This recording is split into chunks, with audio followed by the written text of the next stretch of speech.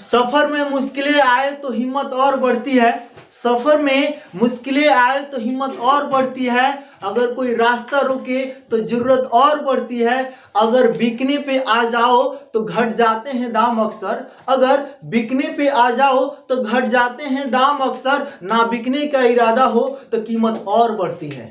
चलिए आज हम लोग शुरू करने जा रहे हैं ट्राइगोनोमेट्री यानी कि त्रिकोणमिति का शानदार चैप्टर ये शुरू होने जा रहा है। ठीक है ना। आपके 10वीं कक्षा के अध्याय 8 और 9 ये दोनों त्रिकोणमिति वाला ही चैप्टर है। तो हम लोग आठवां जो चैप्टर है बाबू, हम इसकी शुरुआत करने जा रहे हैं। और तब 8वां चैप्टर अगर आप अच्छा से पढ़ लेते हैं तो 9वां चैप्टर भी आपको समझ में आएगा। ठीक है ना। तो त्रिकोणमिति क्या है या किसे कहते हैं, इस शब्द का अर्थ भी क्या होगा, इस सब के बारे में चर्चा करेंगे और विशेष रूप से इसमें लिखाने का भी प्रयास करेंगे। तो पहले यहाँ समझिएगा बाबू, ये जो हम लोग ट्राइगोनोमेट्री जो शब्द इंग्लिश का देख रहे हैं, चाहे त्रिकोणमिति जो शब्द हिंदी का देख रहे हैं, इस नाम से ही पता चल रहा है। ठीक है ना। यहाँ पे ये ट्राई और यहाँ पे गॉन और फिर यहाँ पे मेट्रॉन, ये 3 शब्द से बना है। ये ग्रीक शब्द है, 3 शब्द से बना है, जिसका अर्थ क्या होता है। ट्राई का मतलब होता है 3, गॉन का मतलब होता है भुजा और मेट्रॉन का मतलब होता है माप।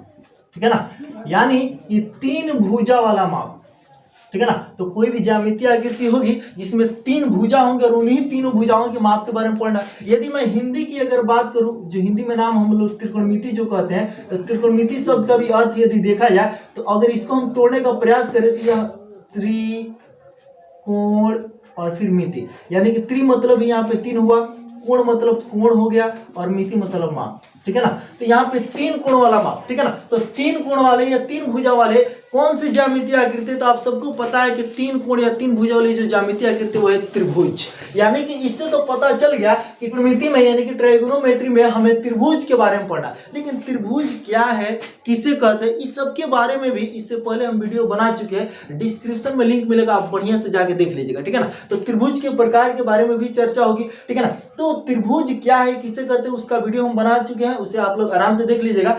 लेकिन इसमें जब हम त्रिभुज की बात करें तो कौन सा त्रिभुज, ऐसे भुजा के आधार पर भी, कोण के आधार पर भी सभी को बांटा गया, लेकिन किस त्रिभुज के बारे में अध्ययन करना, तो बाबू आपको बता दें इसमें सिर्फ और सिर्फ समकोण त्रिभुज के बारे में बात होगी। किसमें बाबू, सिर्फ समकोण त्रिभुज के बारे में बात होगी।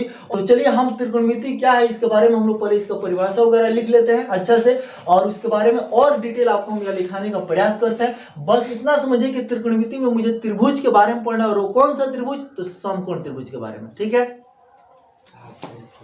देखिए यहाँ बाबू, त्रिकोणमिति को हमने तोड़ दिया है त्रि, ठीक है ना, और कोण और यहाँ मिति। ठीक है ना। त्रि का अर्थ हो गया 3, कोण का मतलब कोण और मिति मतलब माप, यानी कि 3 कोण वाला माप। ठीक है ना।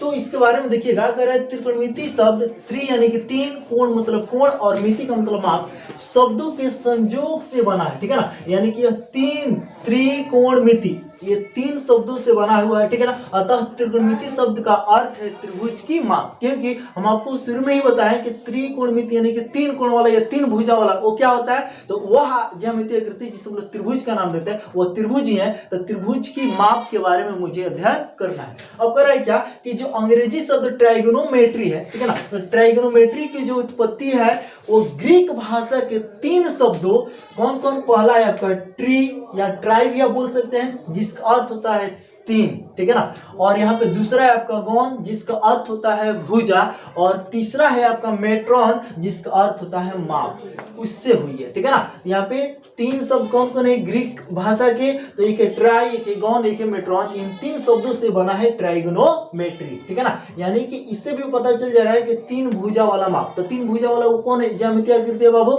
त्रिभुज ही है। ठीक है ना। अब त्रिकोणमिति कहते किसे हैं, थोड़ा इसको समझते हैं। तो ये भी तो एक गणित की शाखा ही है। ठीक है। तो गणित की वह शाखा जिसमें त्रिभुज की भुजाओं, कोणों की मापों तथा उससे संबंधित प्रश्नों का अध्ययन किया जाए, उसे हम लोग क्या कहेंगे, त्रिकोणमिति कहेंगे। तो इसके अंदर सिर्फ और सिर्फ त्रिभुज की भुजा, उसके कोण और उसी से संबंधित जो प्रश्न होगा उसी के बारे में अध्ययन किया जाता है। किसके अंदर, त्रिकोणमिति के अंदर। आप इसको अच्छे से नोट कर लीजिए या आप इसका स्क्रीनशॉट ले लीजिए, और हम फिर इसके बाद कुछ और मेन पॉइंट्स को लिखा रहे हैं। देखिएगा, प्राचीन काल में खगोल शास्त्री उन्हें कहते हैं जो ब्रह्मांड के अंदर, ठीक है ना, ग्रहों को, जैसे चंद्रमा है, तारे हैं, ठीक है ना, उनकी दूरी को ज्ञात करने या उनके बारे में कुछ पता लगाते हैं ना, उन्हें हम लोग खगोल शास्त्री कहते हैं, ठीक है ना। तो कह रहा है खगोल शास्त्री त्रिकोणमिति का प्रयोग पृथ्वी से सूर्य, तारे एवं ग्रहों की दूरियां ज्ञात करने के लिए करते थे। उस समय भी बताइए, पहले की बात है, प्राचीन काल की बात है, और उस समय जो खगोल शास्त्री थे उस समय भी त्रिकोणमिति का इस्तेमाल करते थे सूर्य, तारे और ग्रहों की दूरी को पता करने में, ठीक है। ज्ञात तथ्यों से पता चलता है, यानी कि जो जानकारी अभी तक प्राप्त हुआ उससे पता चलता है कि त्रिकोणमिति का ज्ञान सर्वप्रथम मिस्र और बेबीलोन वासियों को था, ठीक है ना। यानी कि सबसे पहले अगर देखा जाए तो त्रिकोणमिति के बारे में जो जानकारी थी ना, वो मिस्र के लोगों को और बेबीलोन के लोगों को, यानी कि उन दो देशों के लोगों को पहले से जानकारी थी त्रिकोणमिति के बारे में। ग्रीक के गणितज्ञ हिप्पार्कस थे 140 बीसी, यानी कि समझिए कि 140 ईस्वी पूर्व ने सर्वप्रथम त्रिभुज के कोणों का संबंध उसके भुजाओं के साथ स्थापित किया था, ठीक है ना। यानी कि त्रिकोणमिति के अंदर जो उसके भुजाओं का जो संबंध होता है ना, ठीक है ना, कि कौन भुजा किस भुजा के साथ आ रहा है, ठीक है ना। जैसे कि कहने का मतलब है कि अगर हम किसी त्रिभुज का कोई भी अगर भुजा ले लिए, जैसे कि मान लीजिए समकोण त्रिभुज में माने कि आधार ले लिए तो लंब ले लिए, तो कहीं लंब बटा आधार कर दे, लंब या आधार बटा लंब कर दे, कर्ण बटा आधार, इस तरह से जो भी था, तो इस त्रिभुज के कोणों का जो संबंध था उसकी भुजाओं के साथ जो स्थापित किए थे वो सर्वप्रथम कौन किए थे? हिप्पार्कस, ठीक है ना। आज भी भौतिक विज्ञान एवं इंजीनियरिंग की आधुनिक उन्नत तकनीक त्रिकोणमितीय अवधारणाओं पर ही आधारित है। यानी कि जितने भी आज के डेट में फिजिक्स है, ठीक है ना, और कुछ इंजीनियरिंग के क्षेत्र में भी अगर देखा जाए तो आधुनिक जितने भी मॉडर्न चीजें बन रही है ना, उन सारी चीजों को देखा जाए तो लगभग इसमें त्रिकोणमिति का बहुत बड़ा रोल है, ठीक है। हिप्पार्कस को त्रिकोणमिति का जनक कहा जाता है, ठीक है। हम तो शुरू में ही बताया कि त्रिकोणमिति का जनक किन्हें कहा जाता है? हिप्पार्कस को कहा जाता है, ठीक है ना। अब ये हुआ अभी तक त्रिकोणमिति के बारे में, ठीक है। लेकिन इतना तो समझ में आ गया कि मुझे त्रिकोणमिति के बारे में जो है अगर देखें तो त्रिभुज से ही संबंधित चीजों के बारे में पढ़ना है। यानी त्रिकोणमिति के अंदर हमें त्रिभुज के बारे में अध्ययन करना है। तो त्रिभुज क्या है, किसे कहते हैं और उसको कितने तरीके से बांटा गया, किस किस बेस पर बांटा गया है, इसके बारे में मैं इससे पहले भी वीडियो बना चुका हूं, ठीक है। लेकिन फिर भी यहाँ पे मैं चर्चा करते रहूं, ध्यान दीजिएगा, ठीक है ना। त्रिकोणमिति के बारे में देखा जाए कि सिर्फ और सिर्फ त्रिभुज से संबंधित है। तो चलिए त्रिभुज को हम लोग देखते हैं कि ट्रायंगल यानी त्रिभुज, तो कोण के आधार पर भी और भुजा के आधार पर इसको दो तरीके से बांटा गया। कोण के आधार पर कितने त्रिभुज होते हैं? तो कोण के आधार पर त्रिभुज तीन प्रकार के होते हैं। पहला है आपका न्यून कोण त्रिभुज, समकोण त्रिभुज और यहाँ पे अधिकोण, ये तीनों हो गया।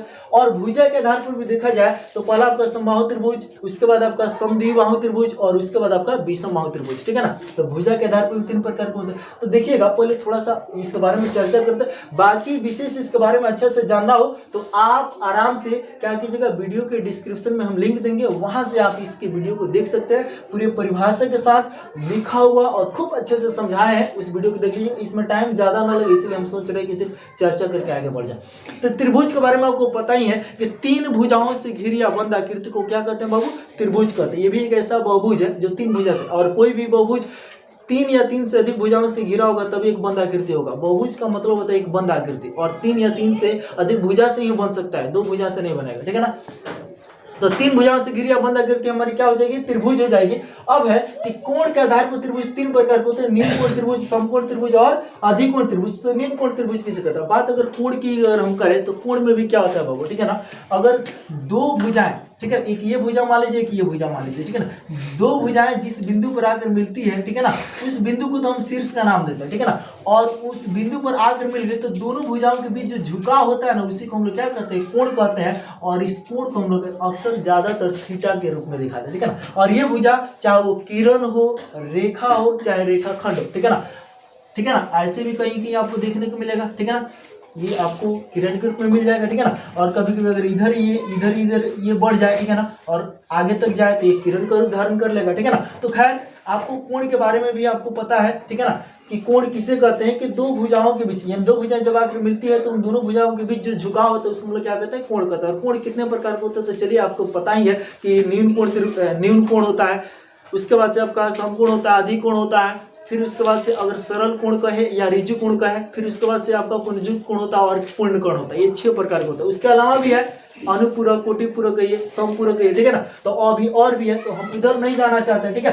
तो चलिए यहाँ पे न्यून कोण त्रिभुज किस कहते हैं। जब तक न्यून के कोण के बारे में पता नहीं चलेगा आप इसको नहीं बता सकते। तो न्यून कोण का मतलब होता है बाबू, न्यून कोण का मतलब होता है 0 डिग्री से बड़ा लेकिन 90 डिग्री से छोटा। अगर 0 डिग्री से बड़ा है 90 डिग्री से छोटा है तो उसको बोलेंगे हम न्यून कोण बोलेंगे, ठीक है ना। और वहीं 90 डिग्री का हो तो उसको समकोण, और 90 से यदि बड़ा हो 180 से छोटा हो तो उसको बोलेंगे हम लोग अधिक कोण, ठीक है ना। तो समझिएगा कि वैसा त्रिभुज जिसका तीनों कोण, त्रिभुज में 3 कोण होंगे ना भाई, तो वैसा त्रिभुज जिसके तीनों कोण, यहाँ पे त्रिभुज भी बना देते हैं, ध्यान दीजिएगा।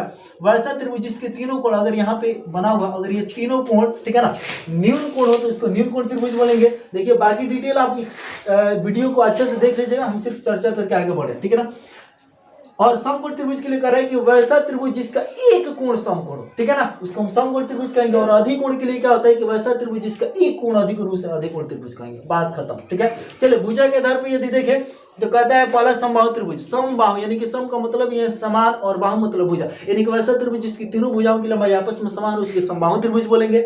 और समद्विबाहु का मतलब होता है कि वैसा त्रिभुज जिसकी दो भुजा आपस में बराबर हो उसे क्या बोलेंगे, समद्विबाहु त्रिभुज बोलेंगे। और विषम बाहु के लिए वैसा त्रिभुज जिसका कोई भी भुजा आपस में बराबर न हो उसे विषम बाहु त्रिभुज कहेंगे, ठीक है ना। समबाहु त्रिभुज के बारे में एक इंपॉर्टेंट चीज है, ध्यान दीजिएगा। अगर मान लीजिए कि ये जो त्रिभुज है आपका समबाहु त्रिभुज है, ठीक है ना।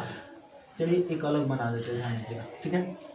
ए बी सी, और एग्जाम में क्वेश्चन पूछा जाता है मैट्रिक में, ध्यान दीजिएगा बाबू, ठीक है। कैसे पूछा जाता है, अगर ये समबाहु त्रिभुज है यानी कि यहाँ पे तीनों भुजा आपस में बराबर है, ठीक है ना, तो इसके प्रत्येक अंतःकोण कितने डिग्री के होंगे। खूब ध्यान से देखिए बाबू, हम क्या कर रहे हैं कि किसी समबाहु त्रिभुज के प्रत्येक अंतःकोण, अंतः मतलब अंदर वाला कोण, बाहर भी होता है, तो त्रिभुज के तीनों अंतःकोण का कितना होता है बाबू, 180 डिग्री होता है। और बाह्य कोण का कितना होता है, 360 डिग्री। तो कोई भी बहुभुज हो उसका बाह्य कोण का योग अगर पूछा जाए तो 360 डिग्री कहिएगा। लेकिन अंतःकोण की बात हो रही है, तो अगर पूछा जाए कि त्रिभुज, कौन सा त्रिभुज की बात कर रहे हैं, स्पेशल समबाहु त्रिभुज की बात कर रहे हैं। और ऐसे किसी भी त्रिभुज के जो अंतःकोण होते हैं उन अंतःकोणों का 180 डिग्री होता है। लेकिन अगर स्पेशल अगर पूछा जाए कि समबाहु त्रिभुज के प्रत्येक अंतःकोण कितना डिग्री का होता है बाबू, तो 60 डिग्री के होते हैं। दिमाग में बैठा लीजिएगा, कितना होता है बाबू, 60 डिग्री, क्योंकि इसकी तीनों भुजा आपस में बराबर होती है। तो तीनों भुजाओं के सामने जो उसके जो सम्मुख कोण है वो भी तो आपस में बराबर होंगे, ठीक है ना।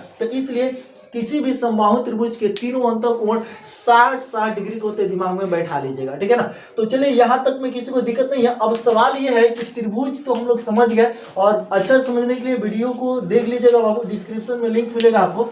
लेकिन अगर इस त्रिकोणमिति के अंदर देखा जाए तो किस त्रिभुज के बारे में पढ़ना है, क्या इनमें से किसी त्रिभुज के बारे में या इनमें से किसी त्रिभुज के बारे में। तो आपको बता दें सिर्फ और सिर्फ वो हमारा समकोण त्रिभुज है, मात्र समकोण त्रिभुज के बारे में मुझे अध्ययन करना, ठीक है। तो इसके बाद हम अगला वीडियो लेकर आएंगे जिसमें समकोण त्रिभुज के बारे में आपको अच्छे से बताएंगे, कर्ण किसे कहते हैं, आधार और लंब के बारे में। और ये त्रिकोणमिति का जो पार्ट चल रहा है इसको खूब ध्यान से देखते जाइए, इसमें प्रत्येक प्रश्न को भी आप लोग प्रश्नावली का बनाएंगे।